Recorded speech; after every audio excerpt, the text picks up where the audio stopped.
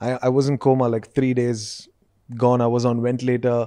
It was bad, like yo. And on the fourth day is when the doctor told my parents, like, if he's gonna be in continuing in coma, we got to do a tracheostomy to him because Wow. we can't just make him. So his lungs are also failing, right? So on the fourth day, the day when they would have decided a yes or a no for the tracheostomy, is when I actually woke back up, and I'm super lucky that way because if you do a tracheostomy, the person's voice changes, yo. Wow. It becomes super like like very gruffy. Yeah. Yeah, You so get the- that's you how get I the got DMX voice after the that. DMX. Yeah, yeah. Where my dog's at? Right?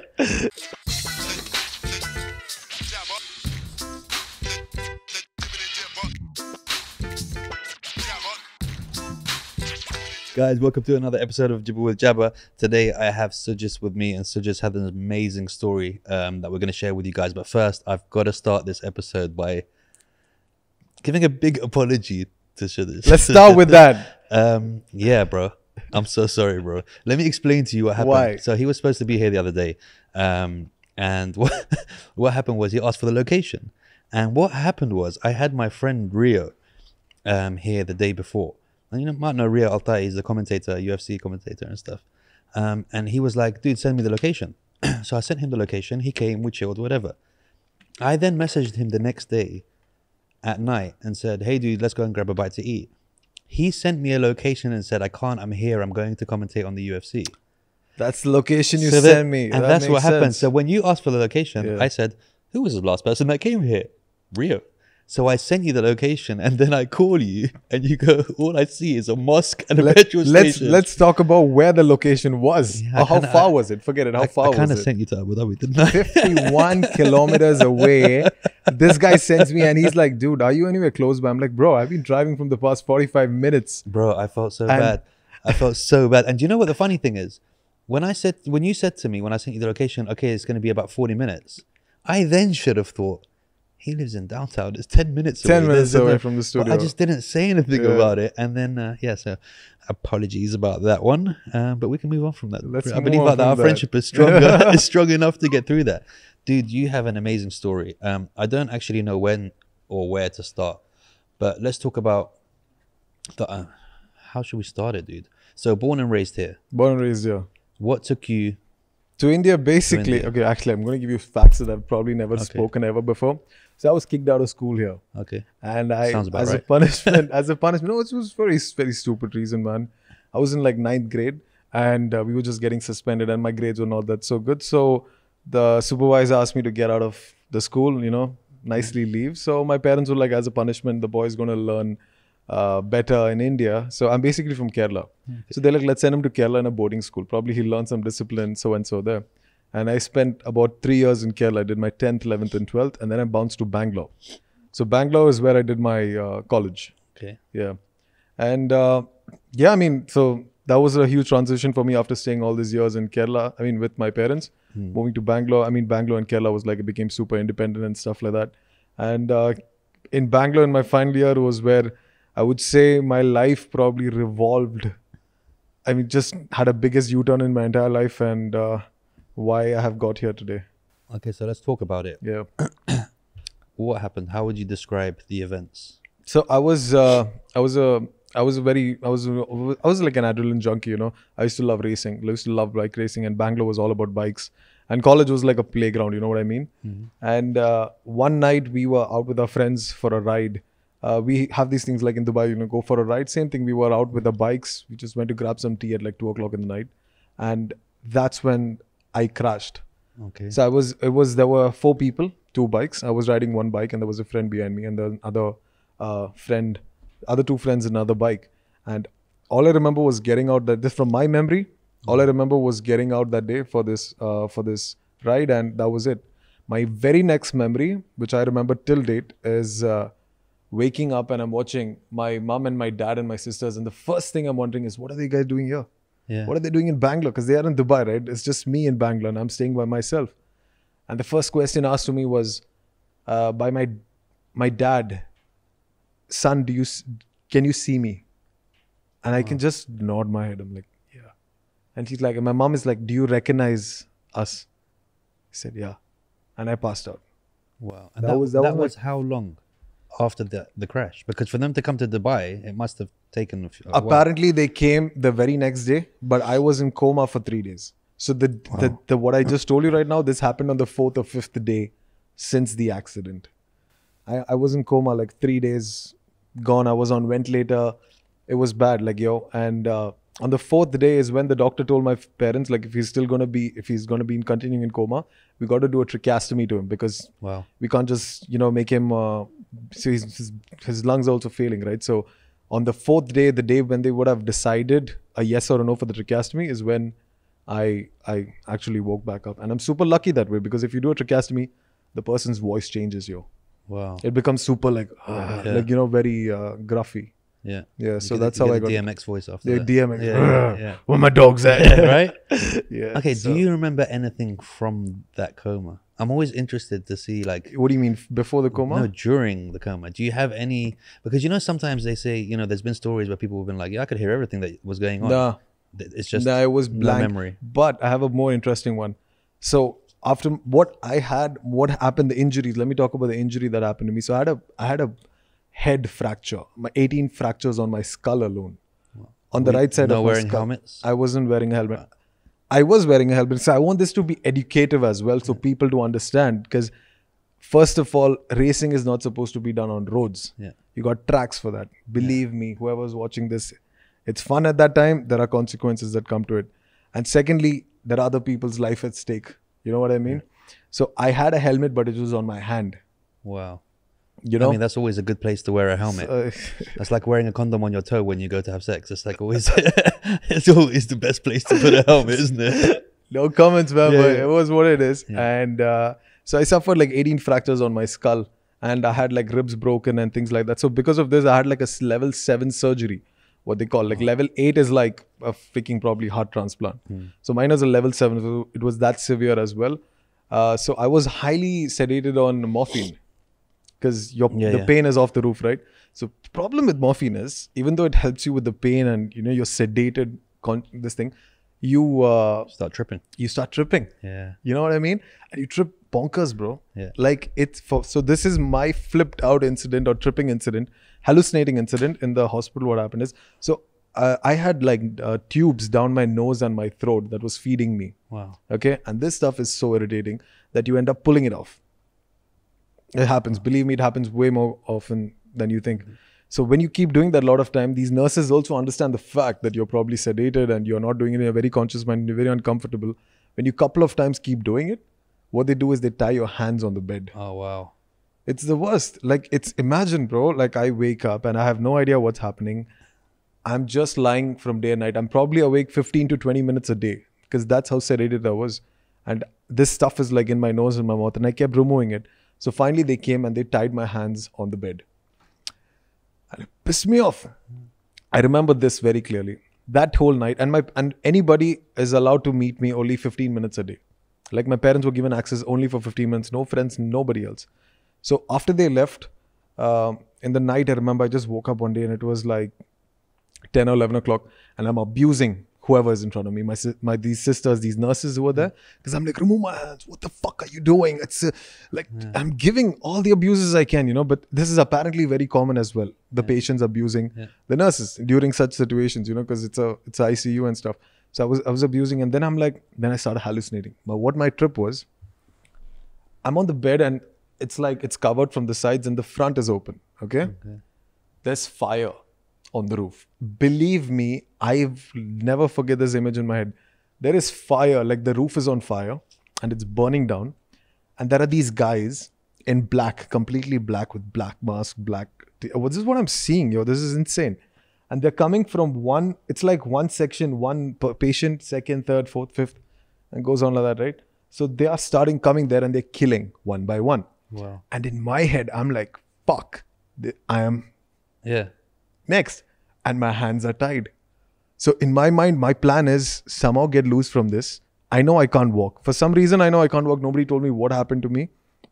I'm like, I got to fall off the bed and I got to crawl to the exit. This is my plan. Believe me, bro, if I did not have my hands tied there, I would have done this. I would have done this. And imagine if I did this.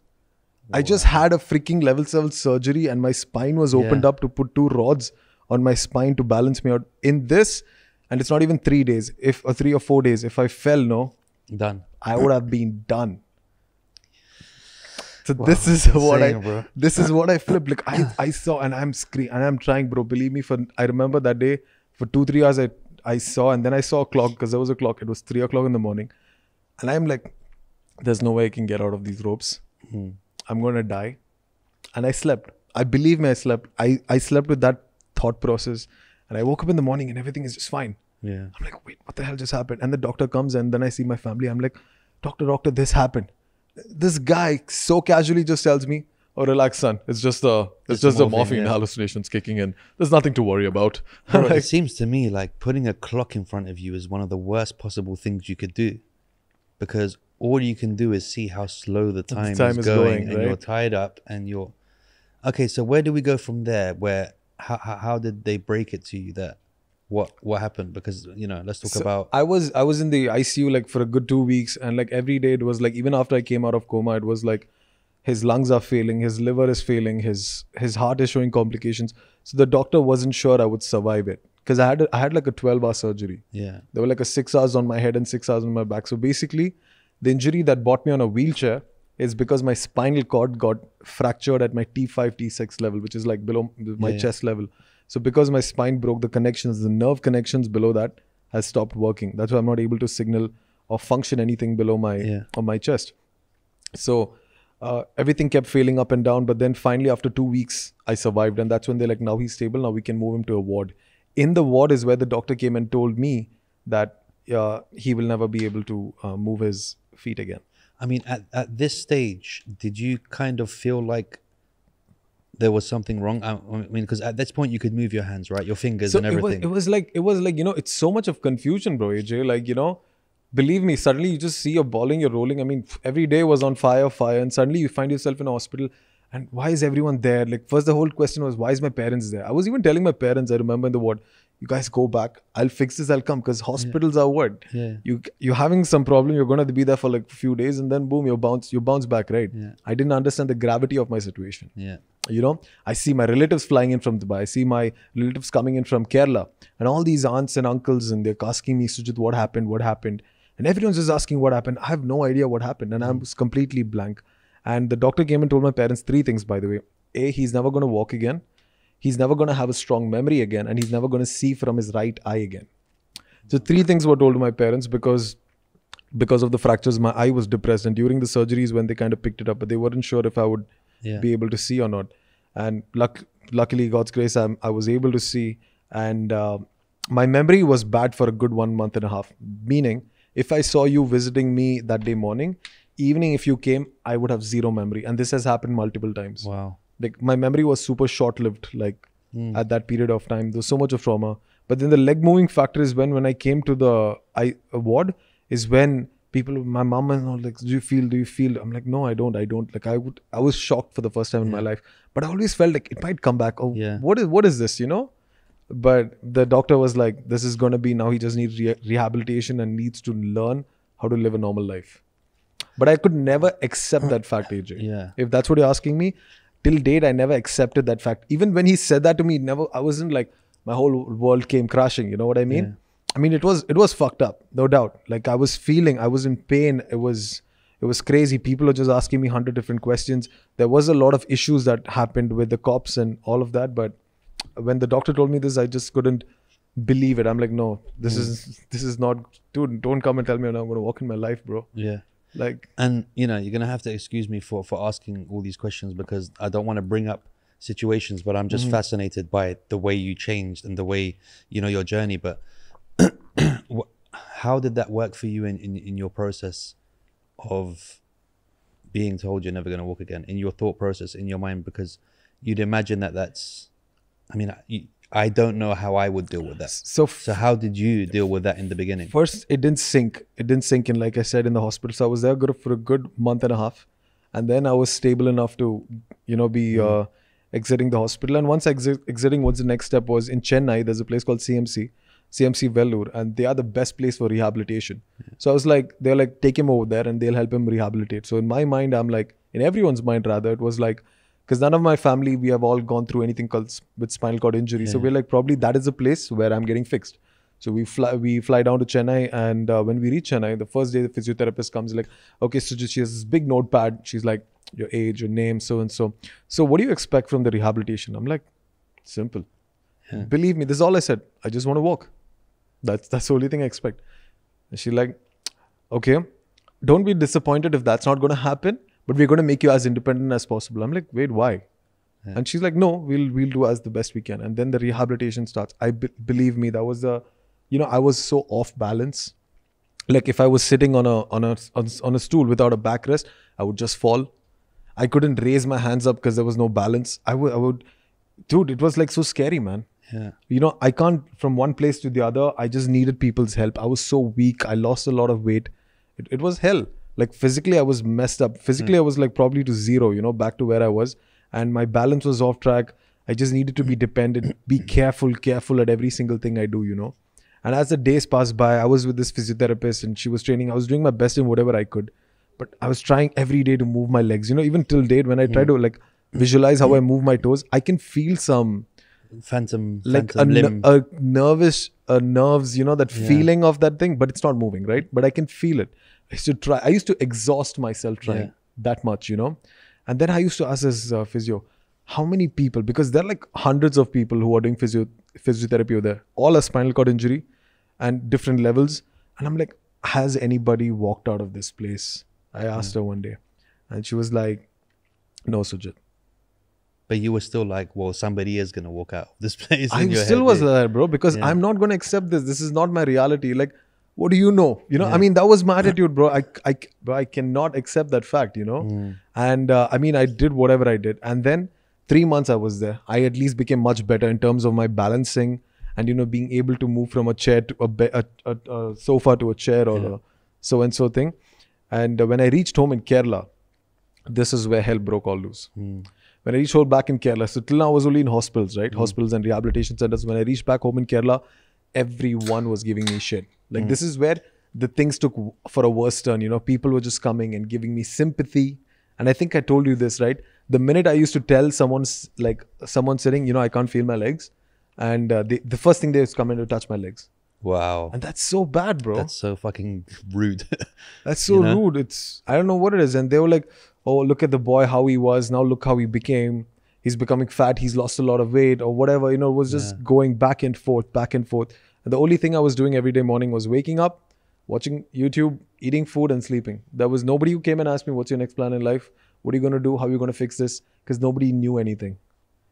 And I was just sad, lonely, and I was in depression, bro. So how do you get over that? I mean, where is the eureka moment where you think, nah, fuck this, I need to do something? Or how were you emotionally? I mean, it's very easy to give up in those situations. It's very easy to be like depressed and nothing is going right. Nothing's working and you don't see any hope for the future. Where do you then find that trigger? So, like I said, I was lonely. I had almost all my friends who I had, like as friends back in Bangalore, leave. Leave as in the terms, suddenly when this happens and I'm away, the first question I get people asked by was, how's your health? How's your health? Even though that's a good one, when you're being asked that by 200 times by 200 different people, it kind of starts pissing you off. And people start seeing you different. Like you're not that capable anymore. You're that weak guy. Dude, I used to be a boxer. I was a boxer. I used to be training in academy. I was physically in the best shape I could be. I used to race bikes. I felt I was untouchable and I was an adrenaline roof. Suddenly from that level of drop to this, and people are just looking at you like, oh, sad story. It's quite depressing. It was quite lonely at that time. And I just had my mom with me because my dad and my sister was working here. So one thing what I used to do was watch YouTube. And everything I asked, for example, so I want to go outside. Oh, we need someone's help. I need to do this. Oh, we need someone's help. I want to go outside. Everything was we need someone. It's just me and my mom that time, right? And I wanted to sleep in my room, which was on the first floor. And I was denied this very little thing because saying that we cannot build a lift at home or we can't carry you. So I'm like, I was just sleeping downstairs because we have many other rooms now. So I was watching YouTube. This is where the first time it clicked in my mind. I came across a guy's story called Dewey Bonzello. Okay, he was a 23-year-old guy when he was convicted of a crime he did not do. I'm telling you the story very short. Yeah. And he was put in prison by confession of some local thugs that said that he's the one who did the crime for a murder of a 92-year-old lady back in the United States. And Dewey spent about 30 years in prison fighting his case. And after 20 years, bro, he got an option of getting out on parole if he confessed to the crime. But he said, bro, believe me, imagine 20 years in a prison for a crime he did not do. And after 20 years, he gets another trial and they're like, we will let you out on parole at least if you confess to the crime. And he was like, you know what? I'm not going to allow jail to define who I am. And he rejected it. And he got another 10 more.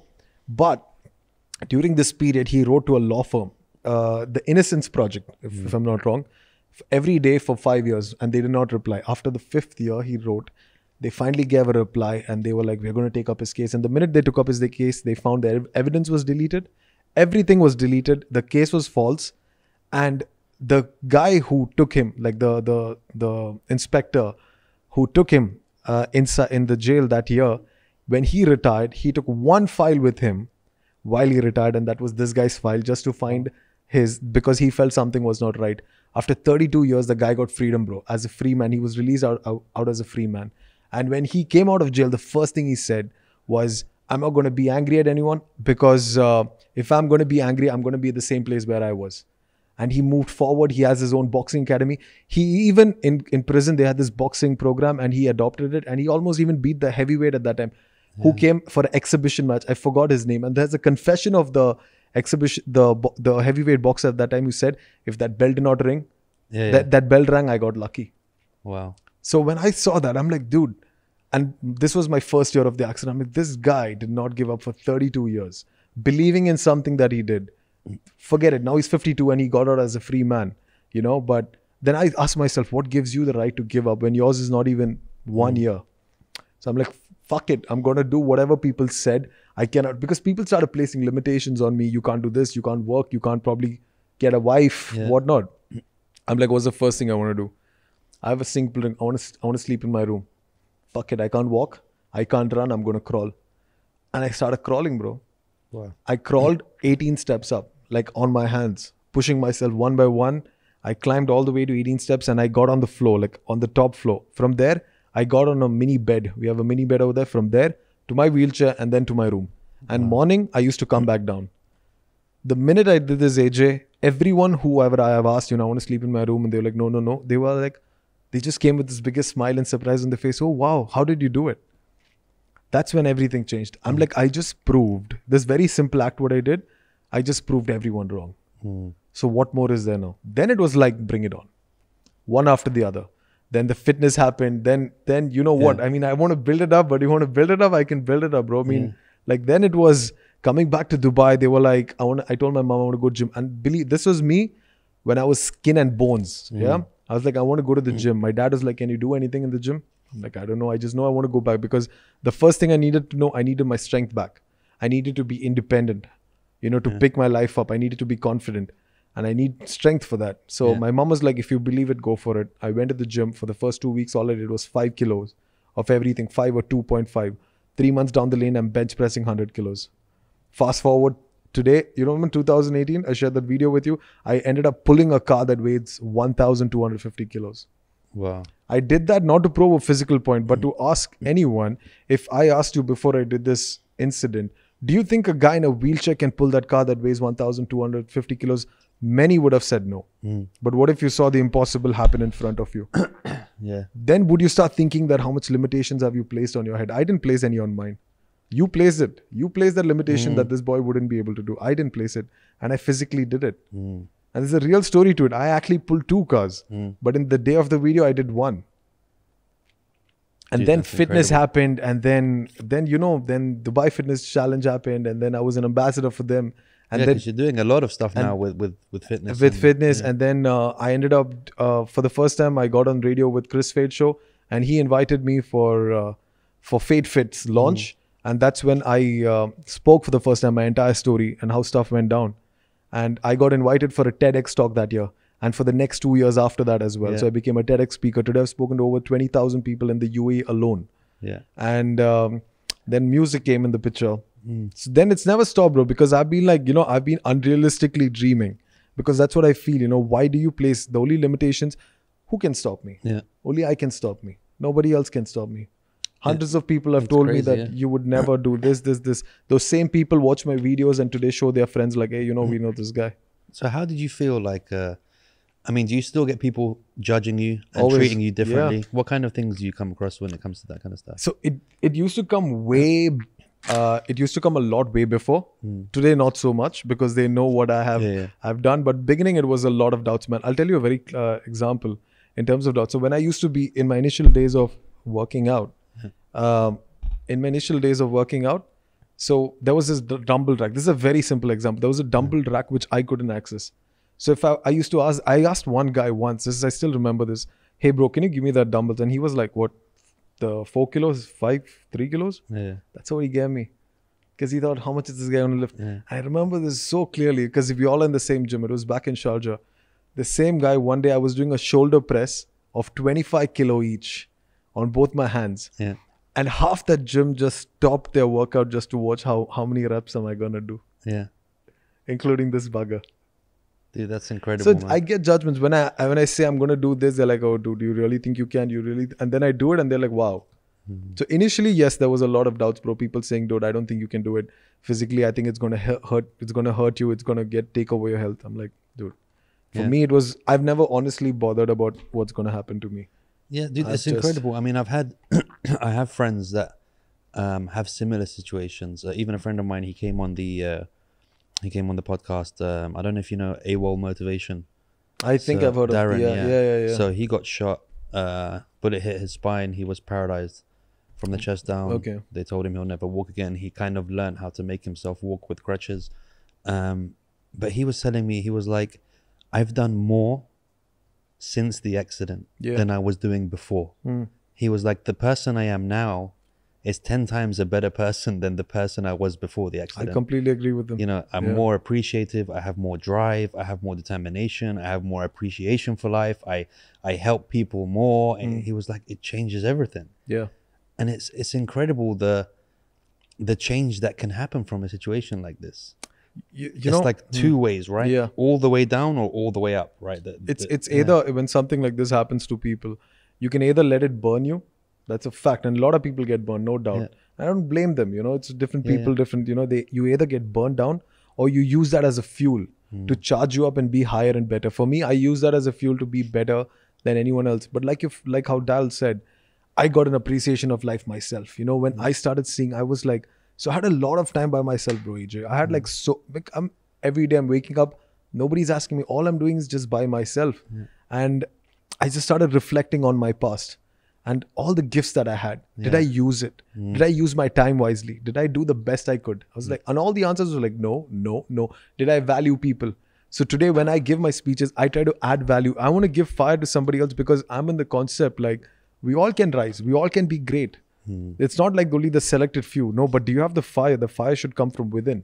You know, I myself became so much more appreciative of my time, my gifts.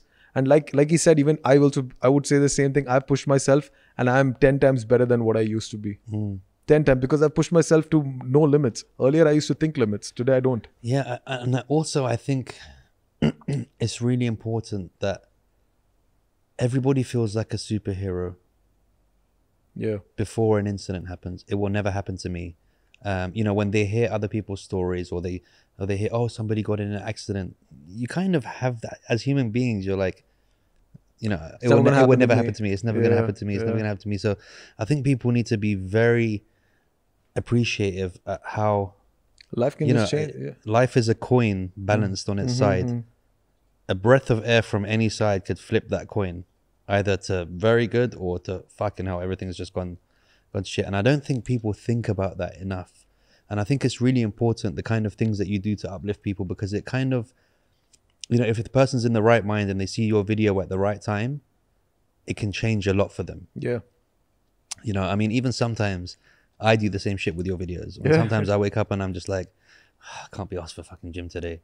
And then your video will come up and I'll be like, fuck, Sujith, now I have to go to the fucking gym because I saw you doing it. And I'm just like, fuck's sake, just you made me I'm just sitting there, I'm being a bitch like right now. There's no reason whatsoever. And it brings that click back that, no, hold on a minute, you know? Yeah. You need to kind of fix up and do what you're doing. Here's another thing. Do you feel like the people have progressed enough to understand people of determination? Because, you know, we're going through different stages now with words, and you can say this, you can't say that, you can say this. I mean, if somebody called you disabled, would you find that insulting? Yeah. Yeah. See, Yeah. but I feel like a lot of people, I mean, because look, now him, he, she, her, this, that. Sometimes it's better not to talk at all because you don't know what you might say wrong. But there's a lot of people that will say disabled just because that's all they've known up till now. Yeah. They don't have anyone, they don't have any people of determination in their life to correct them, to be like, by the way, we're not saying that. Do you know what I mean? Yeah, you know, with that, it's there's a lot of factors that actually involve in it. First of all, stop seeing it as two different categories: people and other people with determination. We are like the right crowd, and what happened to these people? Because nobody's in this position out of choice, my friend. It's either by birth someone has something like this or some injuries that bring them to this. Nobody wishes for this. Nobody wants to be in a wheelchair. Nobody wants to be probably mentally going through something or having some other which is not very normal. Who wants that? No one wants it. Why do people categorize it different? I mean, I've faced that myself, yo. Like in many places I've gone. In Dubai, it happened once, and then my friend created a ruckus where this guy told me he cannot enter the lounge, and we're like, why? We're all dressed up, yo. Like, we're all good, but they're like, we can't. Why? Because he's not normal. Wow. And my friends flipped. They created a big scene over there. Then the GM came, had to apologize to us, and then we all. The guy said because he's not. He's not normal, and I was right there, bro.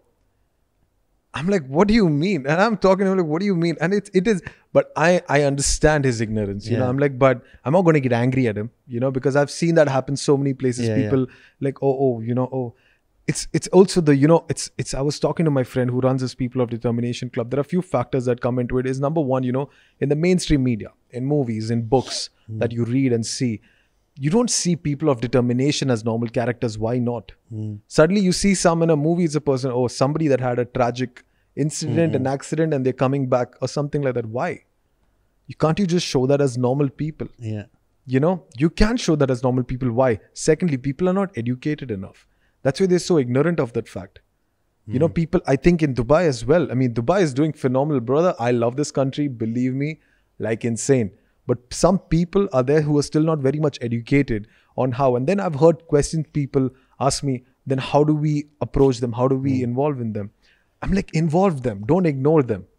Ask them like how you would ask. Do you want to do this? Do you want to do that? What's wrong in that? Yeah. It's understanding. It's even though you don't understand, at least you should have a willingness to learn. Yeah. You know? And a lot of people are ignorant, I think, about it. And yeah, I think it's not just ignorance as well. I have this, it could be called a very good quality or a very bad quality. Okay. Where, like we met, I will act like someone's friend three minutes into it. Okay. The conversation. And I won't have no shame. Okay. I'll be like, dude, what happened? And blah, blah, blah. Because I want to know. I'm just very inquisitive. Okay. Do you know what I mean? Like the first time, I would like to know your story. I would like to know what's going on. Yeah. How did you get in a wheelchair? Do you know what I mean? So some people can be like, dude, why are you asking me that? But other people could see it as, this guy actually cares about, you know, what happened kind of thing. So I think a lot of people don't want to say the wrong thing. Yeah, but see... Would you rather somebody ask you or would you rather somebody not? But the scenario you put right now, that makes sense. Let's talk about that. Now we are sitting here. We know each other. I'm here for a purpose. I'm not here randomly sitting, right? Yeah. So you then having a conversation and then asking me, that makes sense. Yeah. Then when I have entered my building in the lift and the first thing, some random dude walking in, what happened to you? Yeah. You find the difference? Yeah. Now that is messed up. That is offensive. That is something I don't like. This is something I have no problem with because this is a casual conversation.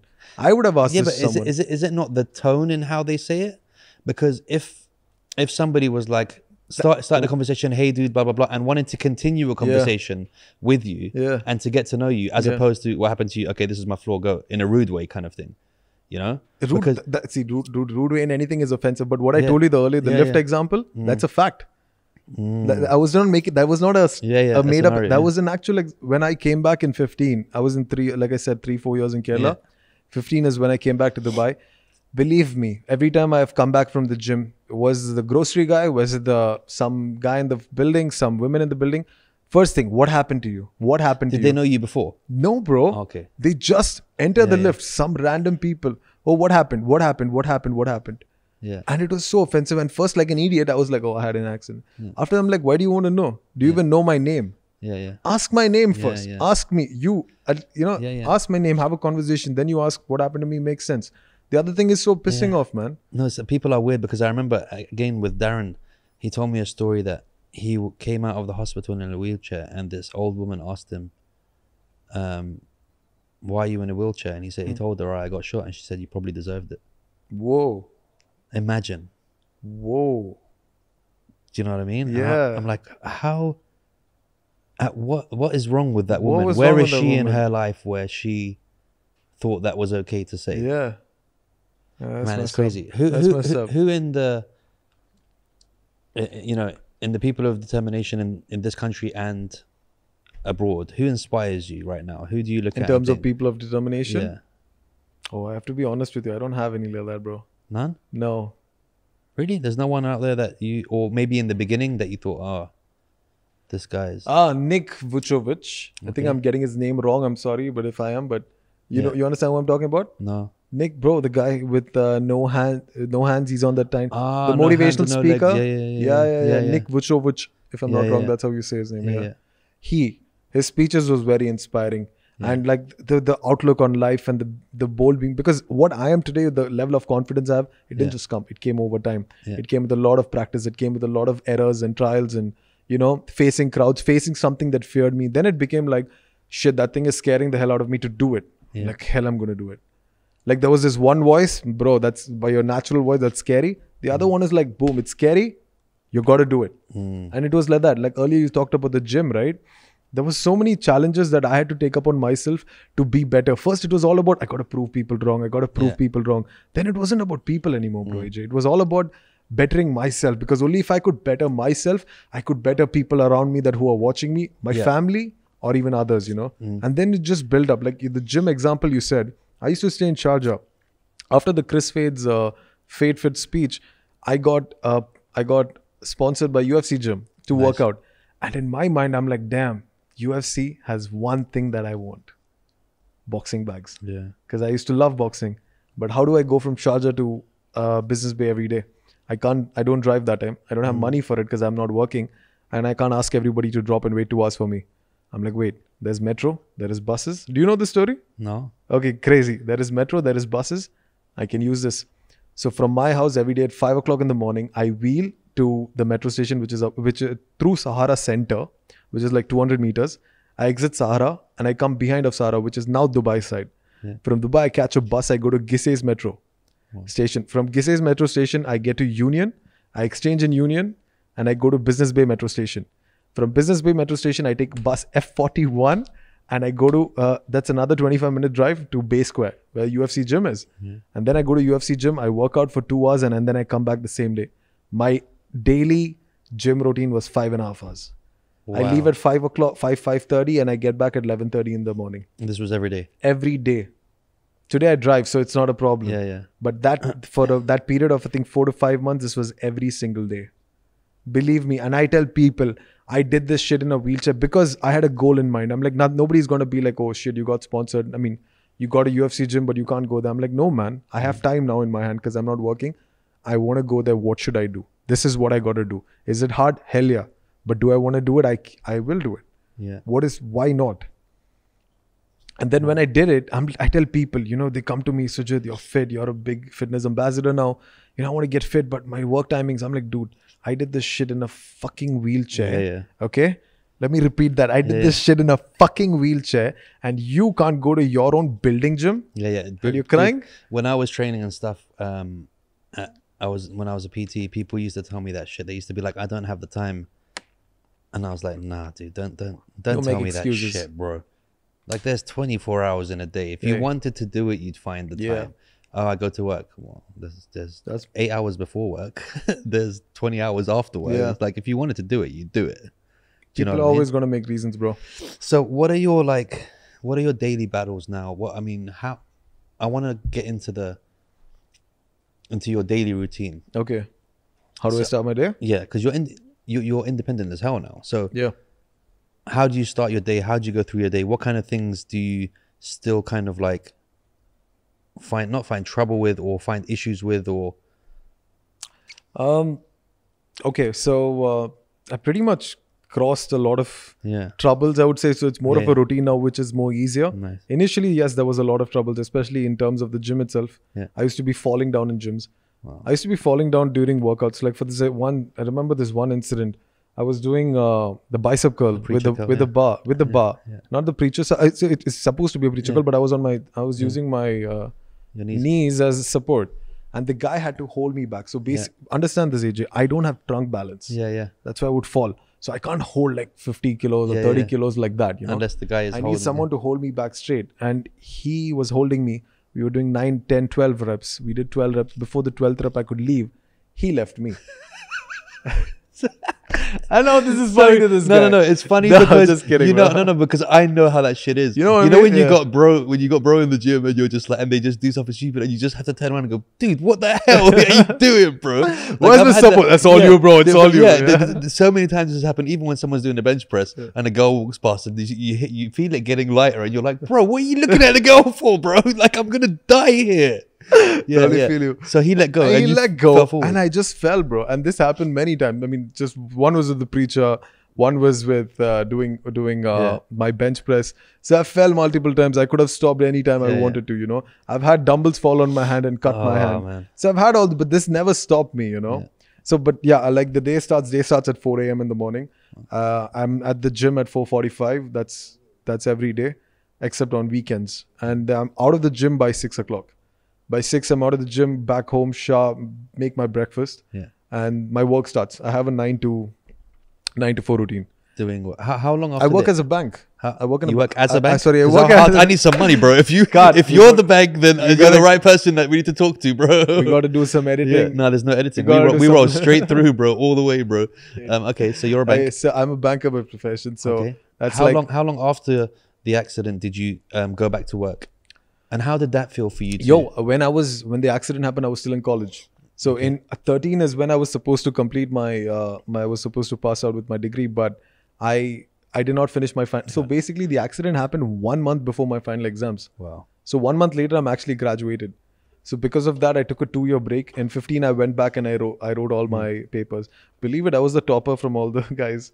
Because my mom is like, you could have just done this before. I'm like, now I had time to study. Yeah, exactly. I've got so much time now. So much time to study, and I passed that. And then in 2018 is when I thought of like, dude, now I got to apply for a job. Because 17 and 16, I was, having speeches going on and, I was doing this, but it was not a full-time thing. It was not making me income. So 18 is when I applied and I started working for Tenfeet, which is a subsidiary of Emirates NBD. Yeah. So that's when, in 18 is when I started working as a banker. So you're still doing your 9 to 5? I'm still doing my 9 to 5. And after that, I look out for, I either have collaborations coming up, like, if it's either in terms of fitness or podcasts or whatever it may be. And then I also write music. So I spend a lot of time in writing music. And also I try to do vlogs. Yeah. So I'm stuck in the content writing of it. Yeah. But it's mostly music. Like that's something I want to now shift my route to, because I have my speeches and what I do as a motivational speaker will be throughout.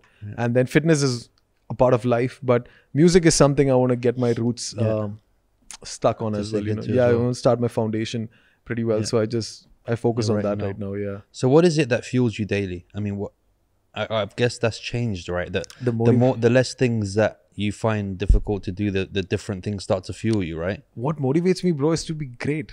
Yeah. The minute I started, it's like, I'll give you a very clear example. You start working out from nothing. Let's say you're a average body and you start working out in like 3 weeks, 4 weeks down the lane, a very strict diet, you start seeing some gains in your body, those right? newbie gains are just you see some gains, right? And then you don't want to go back. You're like, shit, whatever I'm doing is right. I don't want to stop this. So for me, when I started seeing that side of life, that life is so much more than what I used to think it is. Like I used to think nothing. Yeah. Like when I was back in 23, my best prime body with the best energy I had, I was like, dude, fuck that. You were nothing, yo. You didn't even think greatness at all. Greatness came to me when I was at my rock bottom. For me, it started because I saw myself, I'm at rock bottom. There's nobody around me, including my mom, my dad, my family, friends, nobody. who knew a way out of this. Then I'm like, I figured, boy, you gotta like now man up, because I was like 20 years old when this happened. Like, you know, I had to start thinking more than my time. You know what I mean? Because it's so messed up, bro. 20 years of age, and I had to like start thinking, and I was like, I got to do stuff. It's in my responsibility. I have to make decisions. I have to make the move. And that's how I started with the fire. And when I started seeing I'm doing one after the other, and collaborations and people, and I'm inspiring and I'm changing lives. Like, you know, I get DMs, AJ, where people tell me, you know, bro, I got to share this one thing. So this is where I understood whatever I do has been really impacting. Like in my speeches and all, after my speeches, I have people coming and telling me, you know, this two incidents I'm going to quickly tell you. Number one was this in school, when I gave in the school, Gulf Indian school, if I'm not wrong. And I gave my speech, and this girl comes from the audience asking, can I please tell something on the stage? And she comes, she's like, I'm 11th grade, so-and-so is my name. I want to be a tennis player. I'm very good at it. I've done my champions or some state level or something. And my parents want me to be a doctor. And till now, I was in the confusion of, this is what I want to do, this is my parents want to do. After listening to you, now I know how to balance both of it. Thank you so much. An 8th standard girl comes to me. 8th standard, like a kid, bro. She comes to me after the whole speech. She's like, you know, every day I wake up and it's the same thing. And today, after listening to your speech, I don't know what to tell you. I have such a different perspective on my own life and my own thinking of myself. Now, this something that really touched me was, I had to go to Dera City Center, DCC, and my mom and dad was dropping me. And many years back, about 2 to 3 years back. And as soon as I got out of the parking, when I was on my wheelchair, this lady is like, hey, aren't you Sujith? I was like, yeah.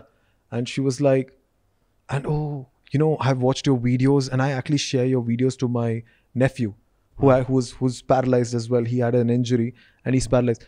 Bro, 30 seconds she's into talking and this woman is in tears, bro. Wow. She's like, can I hug you? You have no idea how much you have impacted our family. Yeah. In tears, she's telling me in that parking lot. And I went like, whoa. My videos of what? Me working out and giving speeches, of me not giving up on my life, has fueled somebody out there who I have no idea of.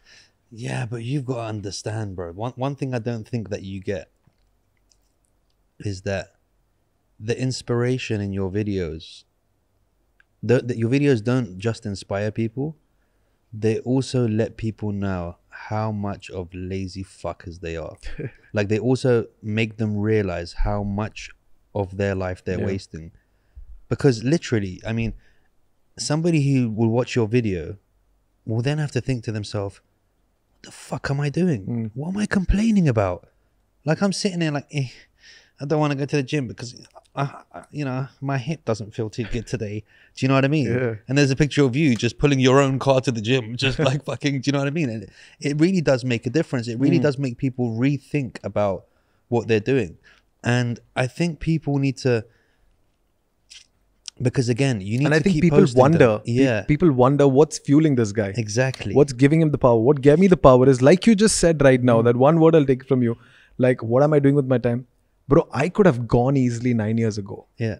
I would have been buried 6. And this is a fact. This is not bullshit. Bro, imagine 12 hours surgery, 18 fractures, ribs broken, freaking spinal cord injured, and my body's in coma. What are the odds? What happened to the other person that was with you? She was not breathing initially. Oh, there was a little messed up things that happened during the accident, actually. We were in a bike. It was 3 a.m. in the morning. I hit a wall, apparently. The wall broke and it fell on me. That's how my head injury and my back injury happened. And I was under a lot of rubble. Like, the wall broke and it fell on me. And she was there. She looked messed up with all marks and stuff like that. And I didn't look that bad. But mine was all internal. So they rushed an auto rickshaw. Okay? And they put us both in it. That's where my injury got worse. Because, you know, they bent my body, sort of things. They took us to St. John's Hospital, which is in Bangalore. Immediately in St. John's Hospital, when they reached, the people saw, they're like, she looks bad, he looks fine. And they admitted her in the ICU because she was not breathing. So they were pumping oxygen. So the minute they put her in the ICU got full. He like, let him wait at the lobby. For 4 hours, I was in the lobby, bro. Unconscious. But my friend said this later. 4 hours, I was, my cousin sister luckily was in Bangalore. She was doing in Christ colleges. She was studying for college as well. She came rushed, make a big havoc. And that's when they contacted another hospital and they sent in ICU. They send an ambulance. And that's when at 7 o'clock in the morning is when I was admitted. And the doctor said, this guy's almost, his breath is stopping because I had 3 ribs were broken and one punctured my lung and made a hole. You know. So they fixed that. That's when they informed my parents and my parents flew down. And then they told my parents the whole thing. We got to need approvals for this crazy surgery because if his life goes or not. The craziest part is in 17 when I went back to Bangalore to write my exams, 15 when I went back to write my exams, this male nurse was like, I had a wound that was not dressed. I've been like through 18 surgeries till date. So wait, how old were you when you had the accident? 20 years old. Okay. And when I went back and this male nurse who was dressing my wound, are you the guy who had this? I'm like, yeah. Dude, you look so different now. Because dude, like, obviously, right? I was like, yeah. He's like, that's me. Man, dude, you are like a miracle boy of this hospital. I'm like, why is that? When we took you in that ambulance that day, I was the guy who was in that ambulance to take you from St. John's to Fortis Hospital. I'm like, okay. The first thing what they do is check your vitals, right? That's called GSE. Yeah. Okay. And we checked your GSE. You had a 3 out of 15. Wow. Now, you know what I mean? No. Okay. 15 out of 15 is a guy whose pupils will dilate if you put eyes on it. Your sensation is 100%. Your breathing, your BP, everything is normal. I was 3 out of 15. That means I was barely alive. So basically, you still had a mustache and eyebrows. That was that's what you got out of it, right? So I was barely alive, man. Wow. And so I think about bro, this stuff comes to me as well. One thing I'm scared about is being mediocre. The one thing I'm scared about is just settling and never going for what I want, because I've understood that I could have gone that 9 years ago when I was 20 years old, but I didn't, right? Then now what gives me an excuse just to be the same guy? Yeah. And when I started seeing progression and whatever I do and whatever I put my life, my energy into, with my heart and with my heart into it, I can reach somewhere. And why would I stop? Why would I waste 1 second of my life? Yeah. One thing, I never watch Netflix. I never watch series. Sorry. Yeah. Rather than I never watch a series. Why? Because I feel if I watch a series, I will get hooked onto it, and that is a waste of my time. This is how I process. Yeah, but Squid Game just came out, bro. Yeah. You gotta fucking watch Squid Game. Let's just watch Squid Game. But what we'll do is we'll watch it only while we're driving. Yeah. So we're going somewhere. Tagging RTA. You know what I mean? No, don't worry. You can watch it. I'll drive. But we'll do it on the way to the gym. So you can get after the 15 minutes off. Bro, Squid Game. It's pretty good, bro. My sister watches it, I know, but I'm like, I'm not watching this. Wow. So what kind of message would you give to people right now? Both people of determination who are just freshly going through something, because, the light does seem dim in the beginning. Yeah. What kind of messages can you send to people who are in that situation and people who are not in that situation? People who are in that situation, don't give up. The beginning always looks the hardest. I started with the worst things happening to me. I got out of the hospital after 3.5 months. I had an Ayurvedic guy who came to treat my body, who gave me another 16 surgeries on my body because he messed me up. So I went through hell, and I had a lot of people doubting me. But the only thing that brought me to where I am is the confidence that I had on myself, that I will get out of this situation. So believe it, even though the situation look bad, anything can change. Believe me, I sit here today believing I will walk one day. AJ, there's no two ways to that. It's not like I'm telling you all this. I'm motivated in life that, okay, this is me now. No, this is not me now. I'm still going to walk. I'm still going to get into a ring and get my boxing gloves back on. This is the faith and the belief I have in myself. But like I said, the beginning looks hard. Never give up on yourself and just keep trying. Keep trying every single day to be better. That's the most important thing. As long as you're bettering yourself every single day, there's nothing more like it. You don't have to please anybody else. You don't have to think about others. Fuck that. Think about yourself first, because you are the most important thing. Only if you fix yourself, you can fix somebody else. And to the others who are doing in life, going down, who need whatever. Anything to be great will only start within yourself. Unless you believe it like a mad person, nothing is going to change. If something scares you, go for it. Go do it. If something really scares you, go do it. Take a chance. Big deal if you fail. So what? There's always a tomorrow. Bright sun, shiny day that's on your way. Try something else. Don't be scared of failure. People are scared of failure because they think what will others talk about them. Oh shit, this is now society's going to know I just failed like a blunder. Bro, I've messed up more times than I can probably be successful. But that'll go on. That I don't keep that to me. I don't allow that to bring me down. Dude, here's a question. I could be wrong, but I'm assuming that there was some level of shame that you felt, or I could be wrong. Okay. Because I feel like some people, they feel a certain level of shame, even if they're in a situation that, you know, they couldn't change or anything. Yeah. But they feel a bit sensitive about, you know, meeting new people. Or did you ever get that? Or do you ever get that at all?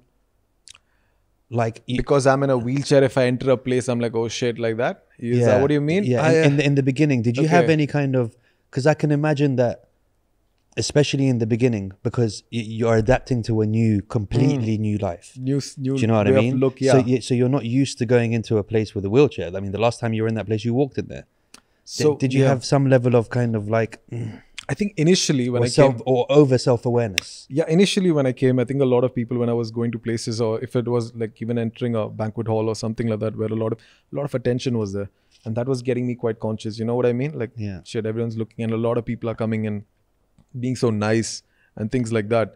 That was, I think, an initial conscious factor of like, oh shit, you know. Yeah. But I think that was initially where I had a problem with. I'm like, oh damn, there's a lot of attention. Yeah, this is what today, because whatever I do, I get a lot of attention by default. Like in a club the other day, I'm in this club, and I'm right next to the DJ booth, bro, and I'm banging, and people are going nuts, and they're coming and telling me like, fuck, what a fire that you got, bro. Yeah. And it was good. So yeah, today it doesn't affect me. Today by default I get it, but it's in a way more positive way. Initially there was a lot of like, you know, while going through places, people are just looking at you, and it kind of pisses you off as well, but it doesn't bother you after a while. Yeah, but I think it's not the same with everyone else, AJ. You know, there are people who get hurt by this as well. That's what I mean. I think it's really important for people to not have that, especially younger children. You know, because they're a lot more sensitive to these things than adults. I agree. Now I understood what you're asking, because for me, I'm very nothing. Because you're an adult, you're just like, fuck this. Yeah, I'm like, fuck this. You know, but, you know, for younger children, if a younger person's in a wheelchair, they'll walk into a place, they'll kind of feel embarrassed, or you know. I agree. That's why I said, that's what, like, we were talking about, people are not educated. They don't know how to treat, how to look. You don't have to be being so careful. Just be normal. How you talk to a normal person, talk the same way. Don't keep staring. Don't keep looking. Don't keep like, you know, fidgeting. Like, you know, I'll tell you one perfect example. This is something people don't like, but people don't realize. When I'm in a chair, okay, what something will be, that could be manhandling, you know, I would feel, even though whichever biggest biceps I have, is you just coming and pushing this wheelchair anyway. I know. And there is no freaking way I can stop it. That's why I asked you as well when we were coming in. I was like, do you need a hand with that, or are you good? You asked me that. Because I'm not gonna just assume that you want. Because imagine that slope was nothing for you, and then you just like, dude, this is nothing. What are you doing? Like, kind of thing. It's assuming. No, I had that issue with a lot of people before, where I'm somewhere and they just want to move, and, you know, not like random dude, but even people I know. But that was not cool for me. You know what I mean? Like, I felt like I have no control all of a sudden. I felt that was very offensive. And I think everybody feels that's very offensive. But the other day also, I was having breakfast with a representative of a company, and she asked me, Sujith, can I wheel you if that's okay with you? That is respectful. You know, because like you said, whatever it is, this is super. And I think this happens very a lot. You know what we need to do? We need to fucking James Bond your wheelchair. What, like motorize it? We'll make the handles electric. So unless you turn it off, they'll get a shock if they try to try it. So when someone says, do you mind if I wheel you? You can press the button and it takes away the electricity. But otherwise, they're just going to get shocked. Oh, what happened? You don't want to wheel me anymore? No, do you know what I think is important as well? I think it's important to teach the kids of what we were talking about, to not feel shame, to not feel like they're different. Do you know? Because it's okay for one side to teach people to not treat other people different, but it's also important to build the confidence in younger children, to have the confidence in themselves. So I know a girl who's also she's having a different sort of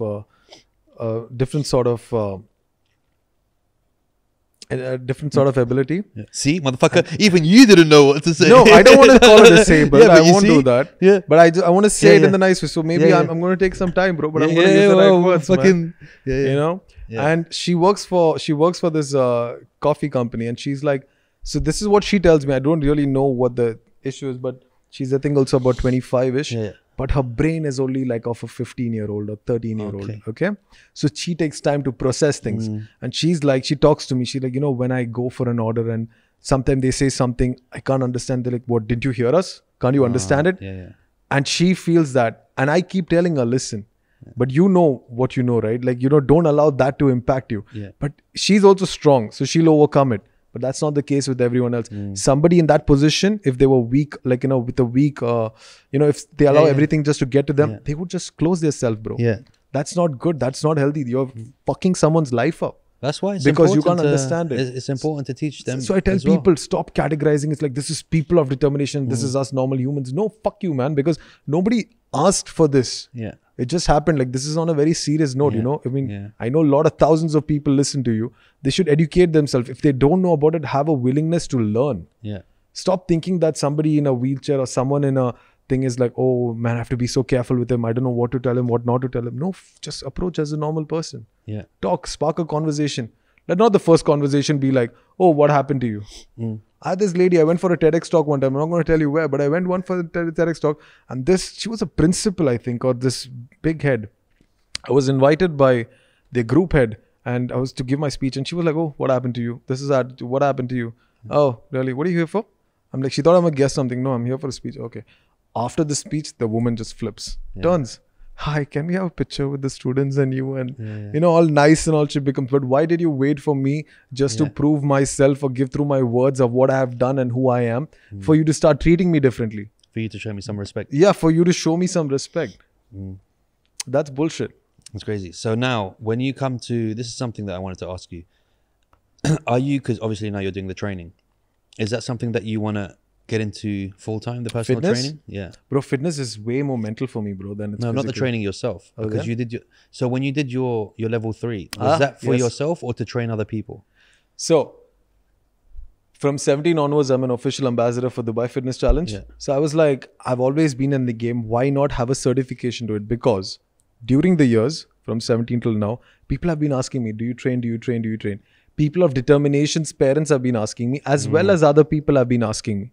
So I'm like, let me do it officially so I can now actually properly host, because I can learn. I know my jazz. I know how to get a physique and do my workouts because I've been doing it so long. But how do I tell somebody else? How do I train them the right way? That's the reason I got the certification. And I am planning to, I'm already speaking to a school so I can start training their facility, but also simultaneously do something exclusively for people of determination. Yeah. Man, I mean, the community here is crazy. I mean, you've got, like Team Angel Wolf, Nick and Rio and all those people that are just so inspiring as well. And I think Dubai has really kind of like moved ahead when it comes to that. Definitely. To really kind of to help inclusivity, definitely. and including everyone in it. Definitely. The opportunities that this country gives, I mean, it's amazing. I can't even tell you how grateful I am for it. I mean, whatever I've built is from what the opportunities that I've got on the way. And also, bro, AJ, when I see it, even the certification, there's one more purpose to it. Maybe there was someone else in a wheelchair or something, and they wanted to do it, but they probably thought, how many people have you heard in a wheelchair get a personal trainer certificate? I'm the first one. But if I did it, another guy somewhere would have seen it and be like, damn, so it's actually possible. Now let me go get mine. So I want to lead as an example as well. If I have to be the guy who has to try, probably fall, fail, work, but people watch it, right? I mean, what do I have to lose, bro? If, I've been so grateful because this is my perspective that I've gained after my understanding. If someone's getting motivated by you, and they watch your stories, they watch your videos, and you have impacted someone's life, isn't that beautiful? Yeah. That's amazing. I don't know what a bigger blessing or what a bigger role that you have played in this world. That's how I see it. Because we are all here. Yeah, I mean, that's that's the main purpose of life, really. That's the main purpose of life. So if I can add value. If I can add value in someone's life, and I've been trying my best to do that, and I've had beautiful responses as well from kids, from parents, from students, from everyone. So what is the next steps now? What do you see in your future, apart from the music? Where does Sujith go from here? I want to be a world-class speaker. To be honest, I want to touch not just UAE, because I've touched quite a bit of UAE. I want to touch global. I want to make I've always been that guy. you know, I don't want, it's like, I won't tell you, you got, everyone has it. Like, let that fucking fire spark. Be great. Why do you want to live? You know, when I just do my 9 to 5 for 2 days with doing nothing else. Yeah. You have any idea how psych I go? Yeah. I go mad, bro. Yeah. When I don't work out for 4 days, like when I go mad. Yeah. I'm like, how can people actually be like this? How can be somebody just doing the 9 to 5, sitting in the job and complaining and watching everybody on social media like, damn, that guy's good car, that guy's good girlfriend, that guy's good dress, that guy. And they're like, I don't have this. Why do you keep complaining? People always do that, and they always compare and stuff. And you know, when people say, oh, you know, you're really talented. Yeah. And I don't believe in talent, to be honest. I think everyone's the same. Some people just like stuff more than other stuff. I think talent is just, you like something enough to really put time into it. And then become talented. Good at it. Do you know what I mean? Yeah. Like, people always say, oh, naturally talented. And like, I do loads of things, bro. Isn't that like naturally, skill is something? Because I do loads of things, bro. I used to play football to a professional level. I used to be in music. I used to do this. I always do this. I play every sport. I fight. I do this. You're so talented. I'm like, no. I just like something, and then I put everything into it for that period of time. And then I move on. And just like, I'm find something else. You're done with it. Yeah. You reached a pinnacle. And I just feel like people all over the world are so talented, and some of them just haven't found what they like enough to really discover that they are talented. I think people are not confident enough. They're not passionate enough about something. Confident enough to try it. Because when you're passionate about something, there's nothing stopping anyone.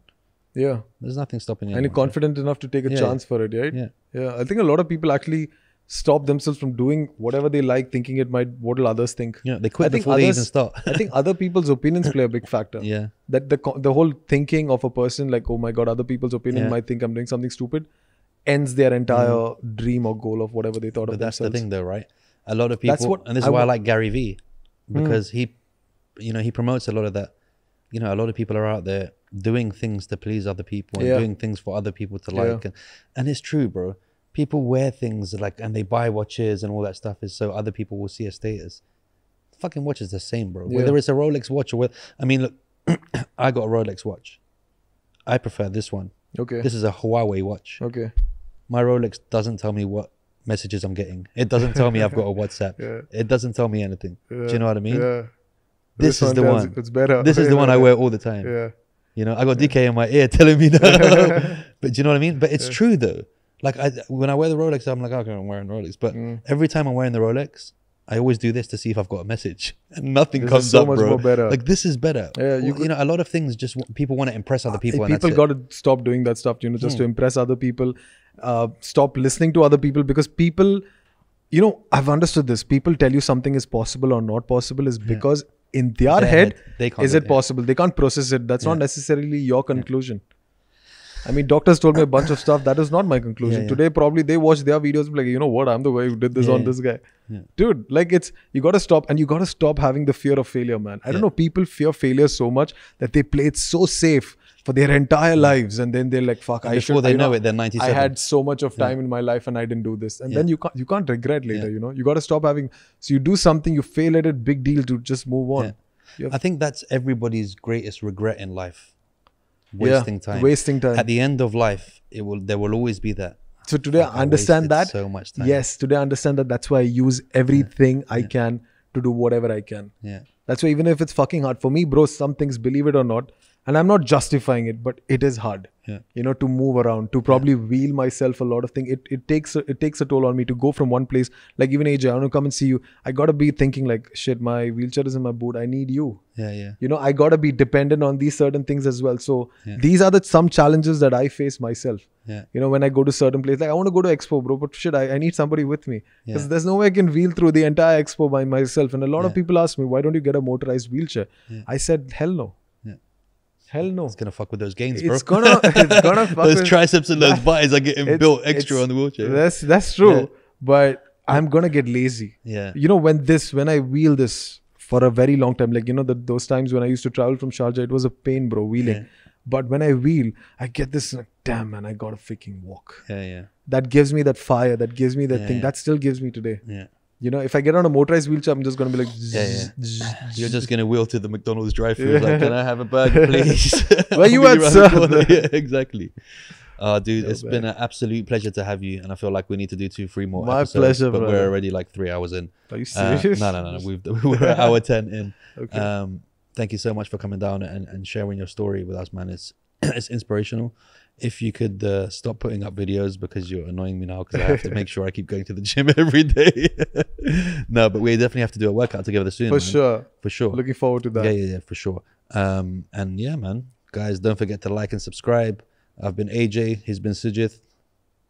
Boom. Peace out.